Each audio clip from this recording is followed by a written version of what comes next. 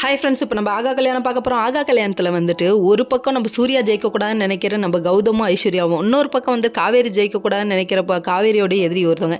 இவங்க 2 பேரும் சேர்ந்து கூட்டுக்கலவானிங்க கூட்டாக பிளான் பண்ணுறாங்களாம். மயக்க மருந்து கலந்து கொடுத்து இந்த போட்டியிலேருந்து எப்படியாவது இவங்க 2 பேர்த்தையுமே வெளியே அனுப்பணும் அப்படின்னு பிளான் பண்ணிட்டு இருக்காங்க.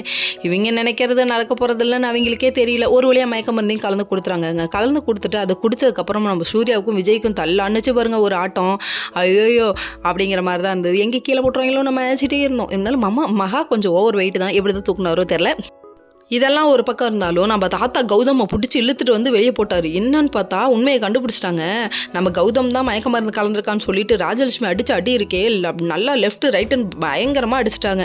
அடித்தது மட்டும் இல்லை, என் பையன் இவங்க ஜெயிக்கக்கூடாதுன்னு தானே பண்ணாங்க, என் பையன் கண்டிப்பாக ஜெயிப்பான்னு பிள்ளைகிட்ட சத்தியம் வாங்கின நீயே ஜெயிக்கணும்னு சொல்லிட்டீங்கம்மா அப்படிங்கிற மாதிரி தான் இருந்தது. அதுக்கப்புறம் ஒரு வழியாக வந்து சூர்யான்னு ஒரு கத்த ஒரு கூக்குரல் எங்கேயோ கேட்குதே அப்படின்னு சொல்லிட்டு சூர்யாவும் பூஸ்டர் குடிச்ச மாதிரி தெம்பா ஏஞ்சி வந்துட்டாங்களா. ஐயோ இதெல்லாம் பார்க்க முடியலப்பா அப்படிங்கிற மாதிரி இருந்தது. அதுக்கப்புறம் ஒரு வழியாக போங்க, இவ்வளோ நேரம் மகா பின்னாடியே இருந்து கத்துனாங்க, போங்க உங்களால் முடியும்னு. அப்போல்லாம் வராத எனர்ஜி அங்கேருந்து சூர்யா உன்னால் முடியும் வா சூர்யான்னு அவங்க அம்மா கத்தணுன்னு வந்துருச்சான்.